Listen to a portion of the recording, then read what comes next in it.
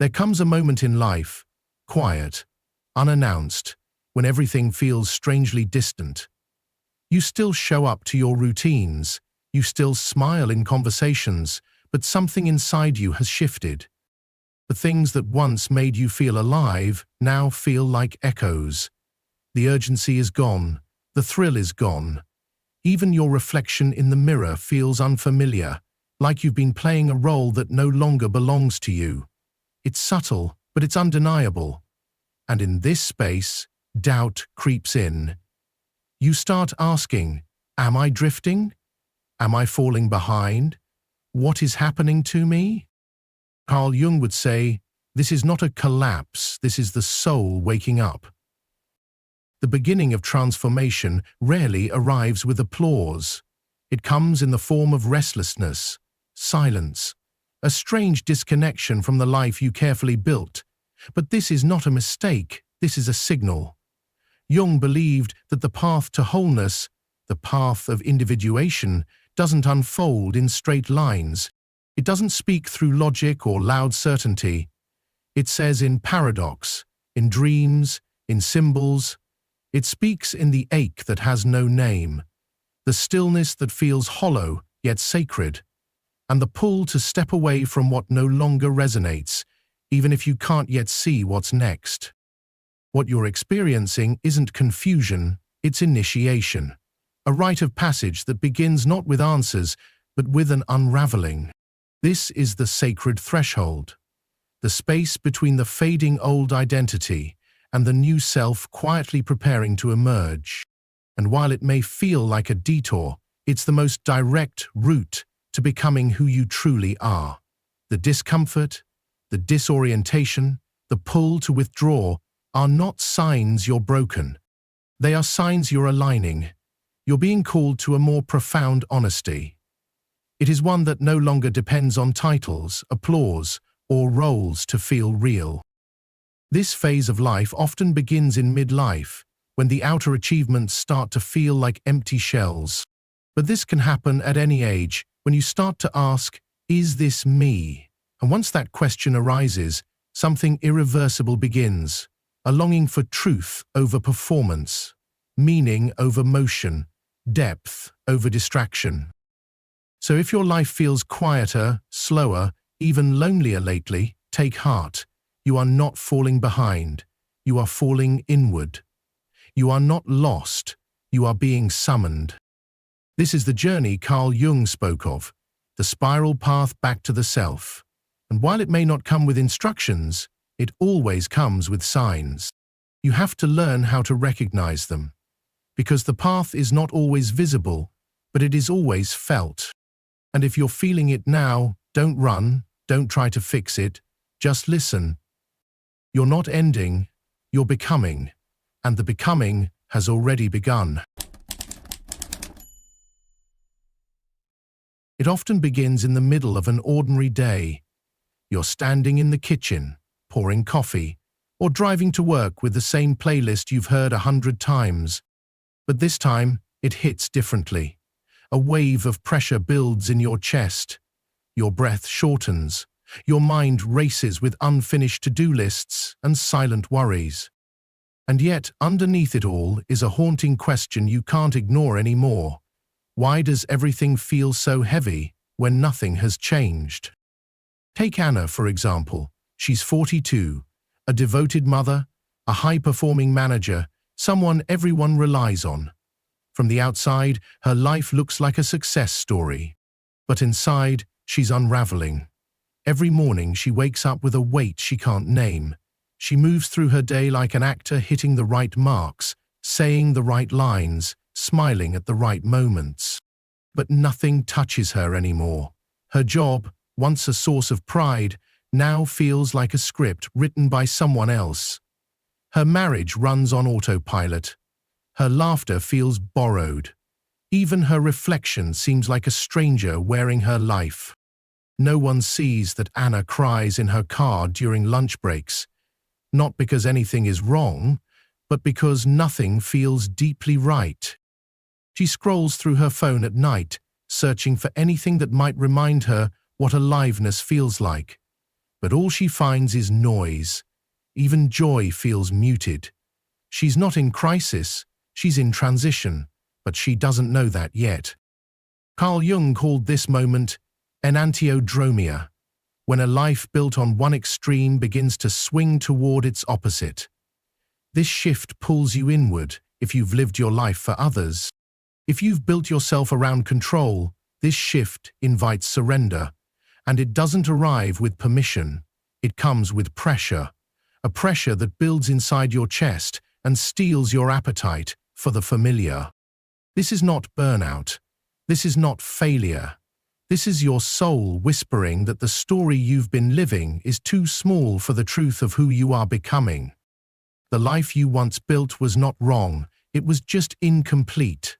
It served who you were, but cannot serve who you are becoming. And so your inner world begins to withdraw its energy from the external. What once lit you up now drains you. What once made sense now feels hollow. You may notice yourself questioning everything, your job, partner, friendships, and goals. This questioning is sacred. It is not a sign of collapse. It signals that the scaffolding around your true self is coming undone. You might find yourself more reactive than usual. Small things feel big. Your patience thins. The anxiety that used to sit quietly in the background now rushes to the surface, demanding your attention. You feel overwhelmed and underwhelmed. Too much of the wrong thing and not enough of the right thing. This emotional fragmentation can be terrifying. You wonder if you're going backward, if you're becoming someone unreliable or unstable.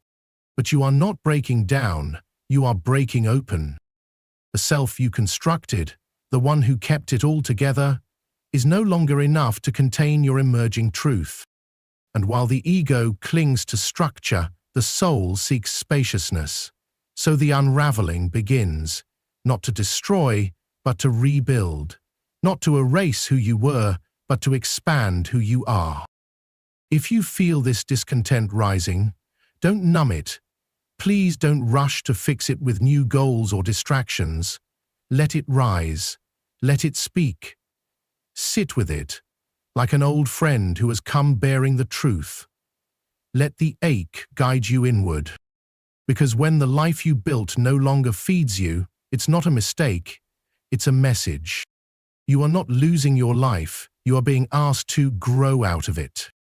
This is the first sign. And though it may feel like emptiness, it's the soil where your next self will take root. Stay with it. Listen closely. The fire you feel fading wasn't genuine warmth. The warmth is still coming, and this time it will come from within. There may come a day when the person you've spent your whole life becoming suddenly feels like a stranger. You wake up, look in the mirror, and something is missing behind your eyes. Not sleep, not time, but meaning. The titles, the responsibilities, the image you've so carefully protected begin to feel like a weight instead of pride. You've outgrown something, but don't yet know what will take its place. This is not a flaw in your character. This is the quiet collapse of ego, a sacred identity crisis that precedes transformation. Michael is 47. For decades, he was the dependable one, a father, a husband, a provider. He never missed a deadline, he worked overtime, he coached Little League. When his mother got sick, he stepped in. When the bills piled up, he figured it out. He wore his identity like armor, strong, reliable, unshakable. But then, without warning, something shifted. After his youngest left for college and his father passed away in the same year, he felt an emptiness creeping in. At first he called it fatigue. But soon it grew into something larger, a complete detachment from the roles that once defined him. He sat at meetings and felt invisible. Conversations with friends felt rehearsed. Even his voice sounded hollow.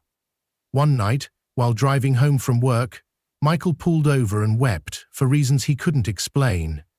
It wasn't grief for the past. It wasn't fear of the future. It was a strange mourning for the self he no longer believed in.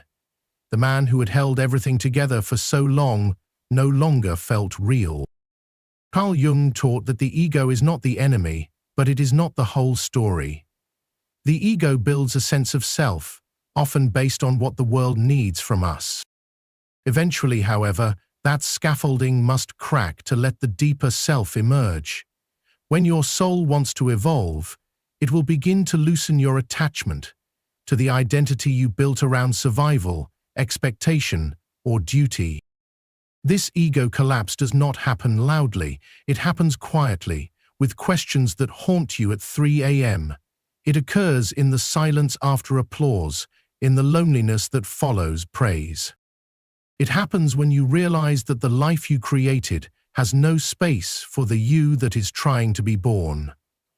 And when that moment comes, it can feel like death, but it is not.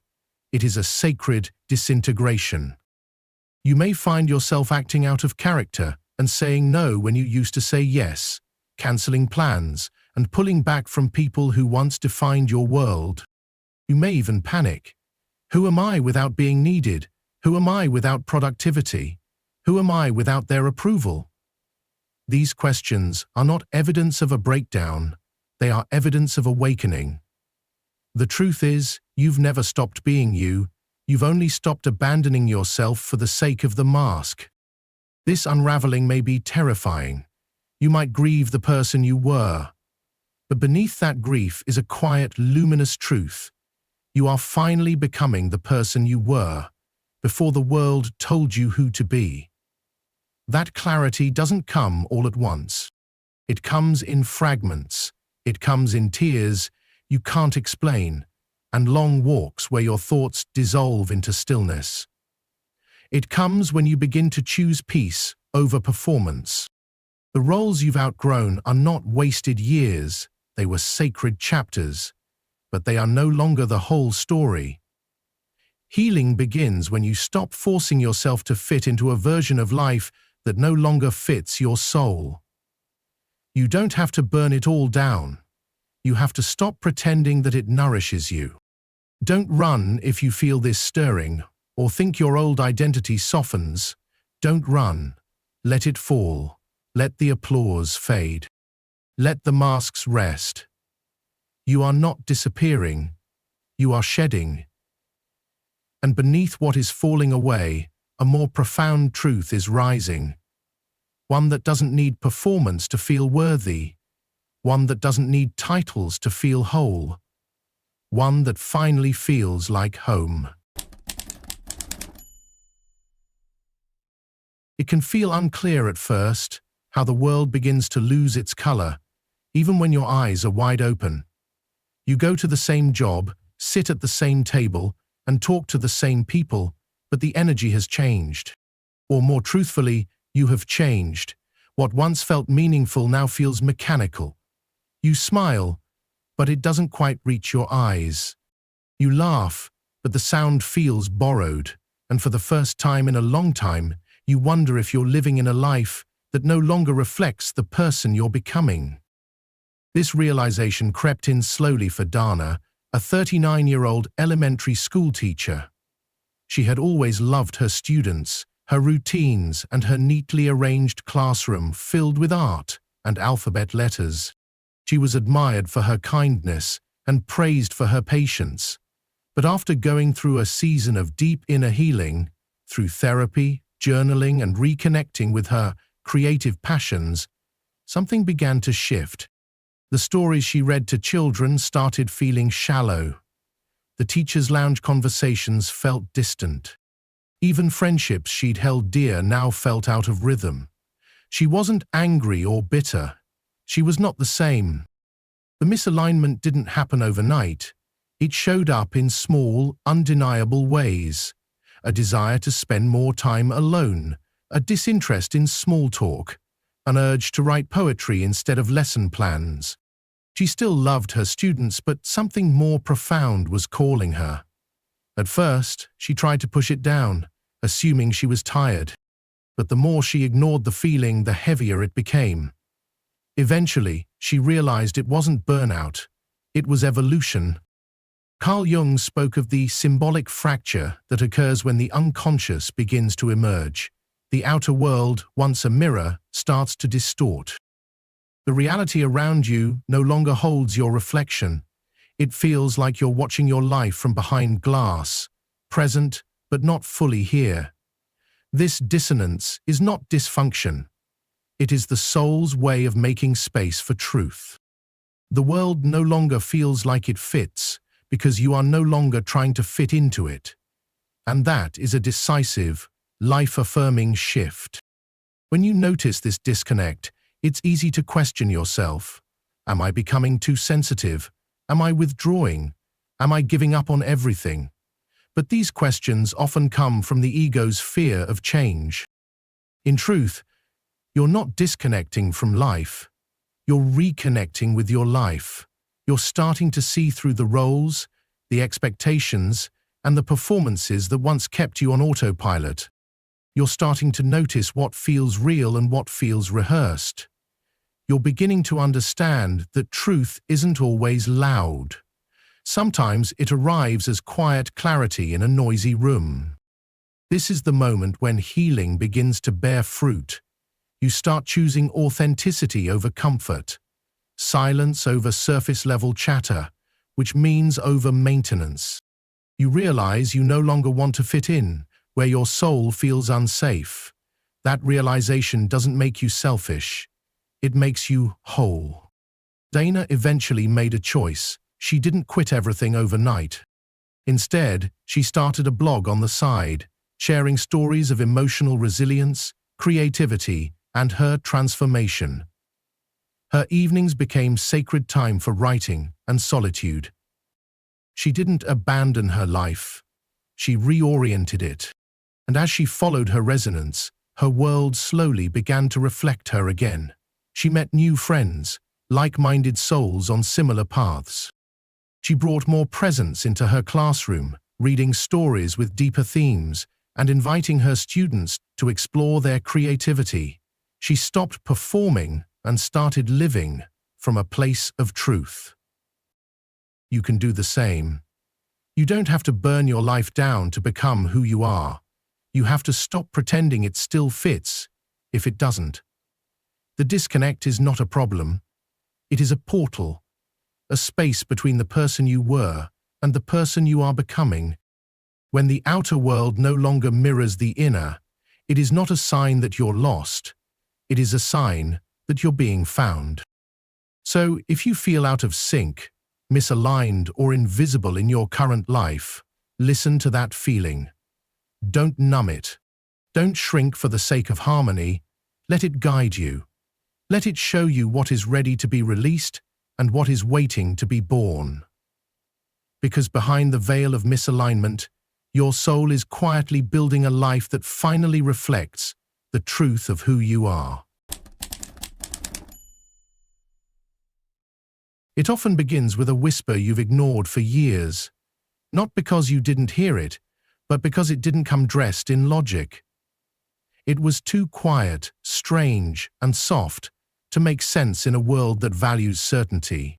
But now, after everything you've unlearned, that whisper is growing louder. You feel it subtly. A hesitation before saying yes, a pull to take the longer way home, a feeling in your gut that defies explanation. This is the moment when your inner compass starts to wake up, and for the first time you don't dismiss it. You listen. Elena, a 45-year-old business consultant, was once all structure.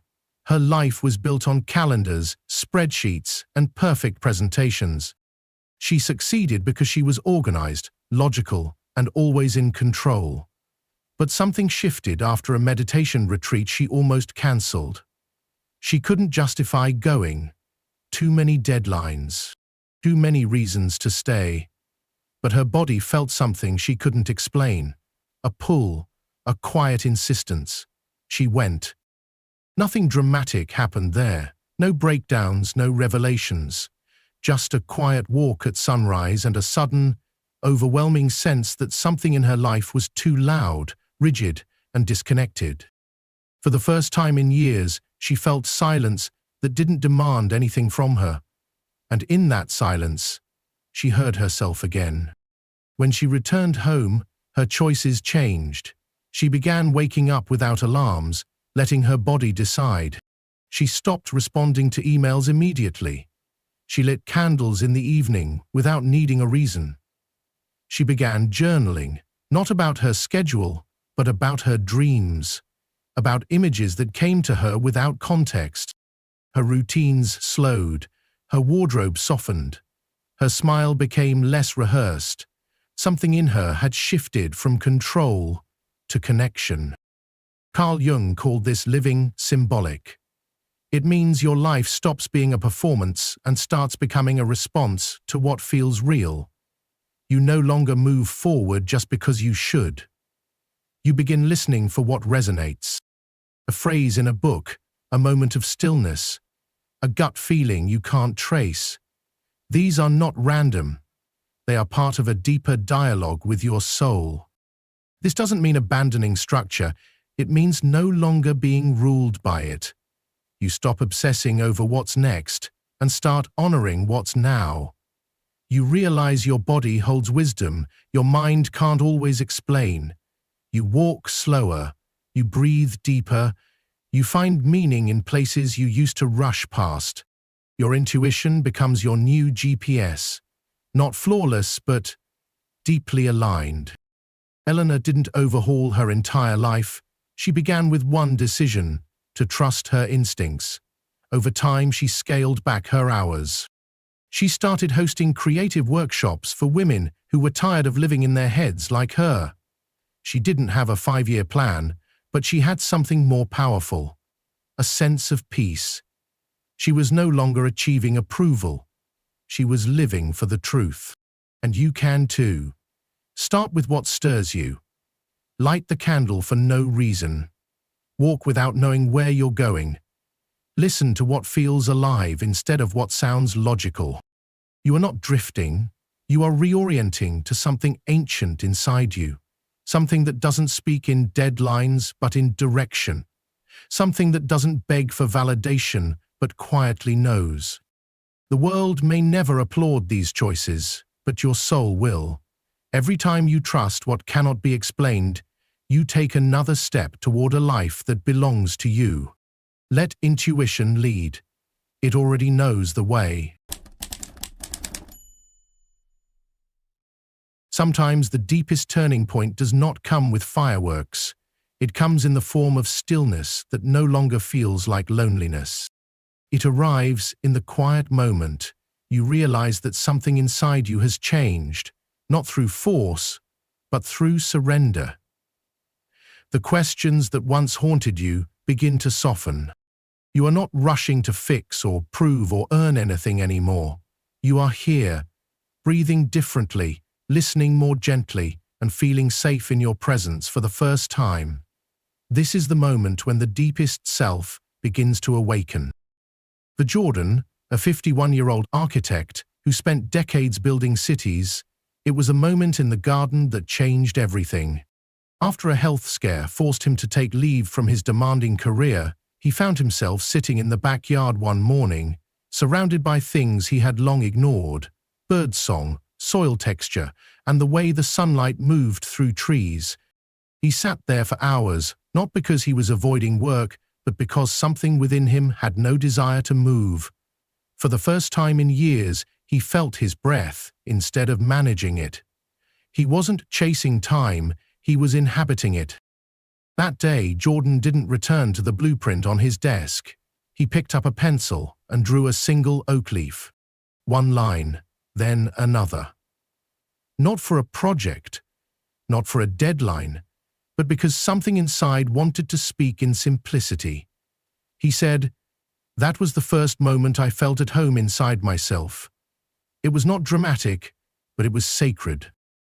Carl Jung described this emergence as the threshold, the space where ego loosens and the self begins to surface, not with noise, but presence. The old identities you carried, the achiever, the fixer, the pleaser, have fallen silent. And in their place comes something raw and honest. A softness you once resisted now feels like strength. A silence you once feared now feels like freedom. This shift is not a destination. It is a sacred arrival. You begin to light candles not to fix the darkness, but to honor the light already within.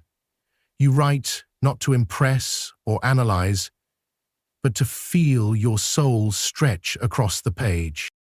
You notice the emotion behind your tears without trying to stop them.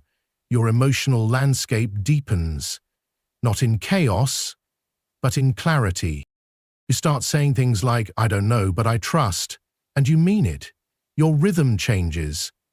The people who once stirred your anxiety begin to fade without conflict. The ambitions that once consumed you dissolve into something quieter. Presence, ritual, simplicity. You become curious about the version of yourself you're meeting each morning. You sense you are walking alongside something ancient, something that has waited patiently for you to slow down enough to hear it. Jordan eventually stepped away from full-time architecture. He didn't abandon his craft. He is just no longer built for approval. He now creates sacred spaces, quiet homes and meditation rooms designed with light, air, and intention. He teaches younger architects not just how to construct buildings, but how to build stillness into the walls. His work became his worship. His life became his message. This is what happens when the new self begins to rise. You stop performing healing and begin embodying it. You stop searching for peace and start feeling it in your bones. You no longer crave clarity as a way to control. You begin to embrace mystery as a way to belong. If you felt this shift, this deep, unexplainable softening, honor it. Don't rush it. Don't ask it to make sense. Just let it breathe through you. Let it guide you. Let it change you. Because when the self awakens, the world no longer feels like something to conquer. It feels like something to meet, moment by moment, with open hands, with steady breath, with the quiet confidence of someone who is no longer becoming, but being. This is the sacred threshold where many turn around, not because they are weak, but because the silence becomes too unfamiliar and the stillness is too exposed. It is tempting to rebuild the old life, to step back into the roles that once offered a sense of safety. But if you've felt the signs, if something in your chest has stirred, the world's noise has begun to sound hollow, or a deeper voice within has started to whisper, you are not unraveling. You are transforming. Carl Jung taught that the unconscious prepares the way before the new self can emerge.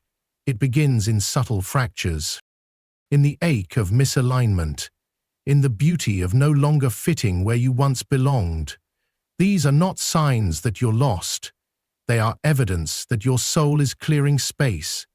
You are being stripped of what is false, so that what is eternal in you can rise. There is nothing to force, nothing to fix. This path does not demand perfection, it asks only for presence. Stay with the discomfort, stay with the longing, stay with the strange, quiet peace that now feels more honest than anything you used to chase. Your only task now is to keep choosing what feels true. You do not need to explain your becoming to anyone. It will show in the way you walk, in the way you breathe, in the way your presence begins to speak without words. Your life no longer has to be a performance. It can be a prayer. So light a candle tonight, not for answers, but for reverence. Write something with no audience in mind. Stand in the mirror and thank the version of you who carried you this far. And then, gently, let them go. You are not going back, you are becoming. You are not lost, you are arriving. And even if no one else sees it, trust that something holy is unfolding within you. Keep walking, keep listening, keep softening. You are not alone. And you are not, of course. You are closer than you think. If this message stirred something inside you, don't stop here. The next video will take you deeper into healing, growth, and self-discovery. It might just be the breakthrough your soul has been waiting for. Tap into it now. Hit subscribe, turn on notifications, and join a community committed to truth, transformation, and real inner change. You're not alone on this path. I'll meet you in the following video, where we continue becoming who we were always meant to be.